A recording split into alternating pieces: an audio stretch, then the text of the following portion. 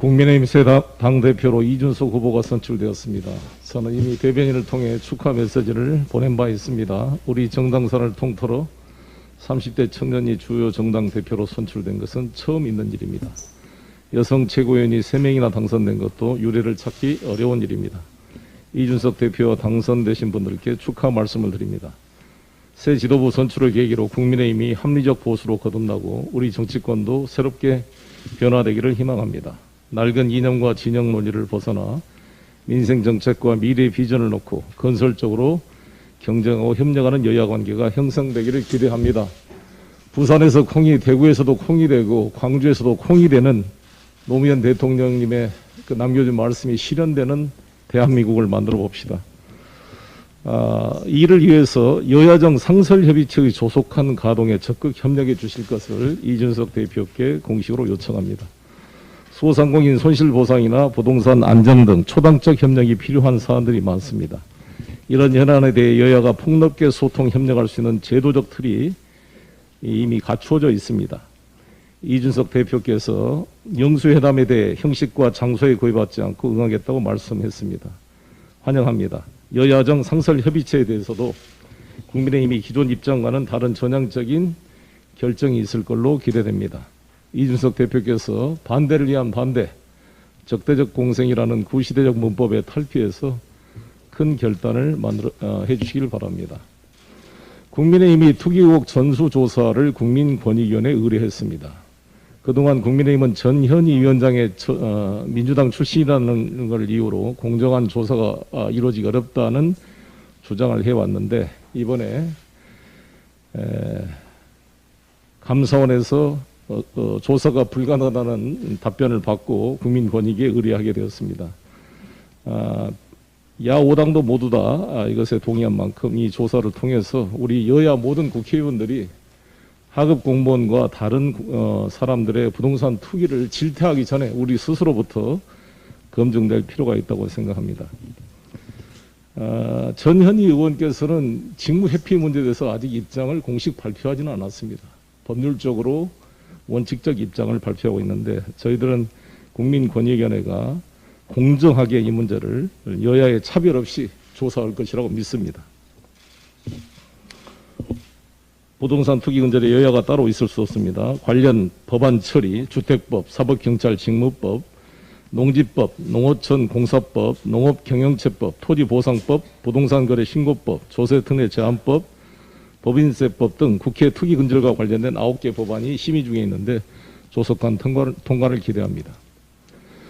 문재인 대통령께서 영국에서 열리는 G7 정상회의에 참석 중입니다. 지금으로부터 114년 전 네덜란드 헤이그에서 열린 만국평화회의에 고종의 특사로 파견된 이상설, 이준, 이위종 선생은 일제의 방해로 실제 회의장도 입장도 못했습니다. 76년 전 미소영 3국은 얄타회담을 통해 38도선을 군사분계선으로 획정했습니다. 그랬던 대한민국이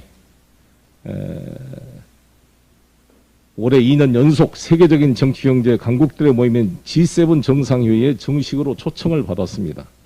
만국평화회의에서 문전박대를 받았던 나라가 민족의 운명조차 외세의 결정에 구속됐던 나라가 주요 강대국들과 어깨를 나란히 하며 세계 문제를 논의하고 결정하는 위치에 오르게 된 것입니다. 영국 총리와 바이든 대통령 사이에 서 있는 우리 문재인 대통령의 모습은 우리 모두의 국가의 자부심을 갖게 만들었습니다. 대통령께서는 각국 회담을 통해 백신 협력 강화, 글로벌 공급망 안정, 기후위기 대응 등의 책임 있는 역할을 강조했습니다. 특히 한독 한영 정상회담과 아스트라제네카 CEO와의 면담을 통해 대한민국이 글로벌 백신 부족 해소를 위해서 글로벌 백신 생산 허브 국가로 발전하는 비전을 제시하고 공감을 얻었습니다. 백신 선진국인 미국에 이어 독일 메르켈 총리와도 이러한 공감대를 가진 것은 큰 의미가 있다고 생각합니다.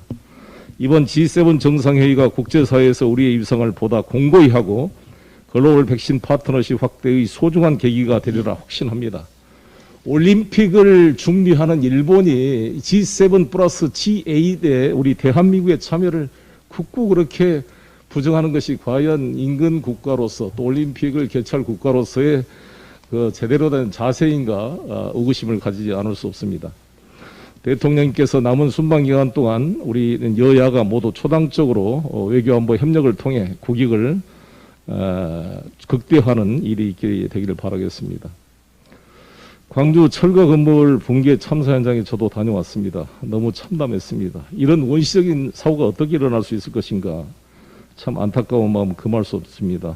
9분의 명복을 빌고 유가족의 깊은 위로를 드립니다. 수사당국은 사고 원인과 책임 규명을 속도를 내주시기 바라겠습니다. 이 현장에 있어서의 불법 하도급 문제라든지 원청의 부실 관리, 총체적으로 점검이 필요합니다. 그리고 행정당국도 왜 감독을 제대로 못했는지, 사전에 시민들로부터의 그런 경고와 민원이 있음에도 불구하고 왜 이게 무시됐는지 철저하게 검증해서 밝히도록 하겠습니다. 저희 당에서는 김영배 최고위원께서 TF를 맡아 이 수습반을 통해 이 원인을 정확히 분석해서 조치를 취하도록 하겠습니다. 이상입니다.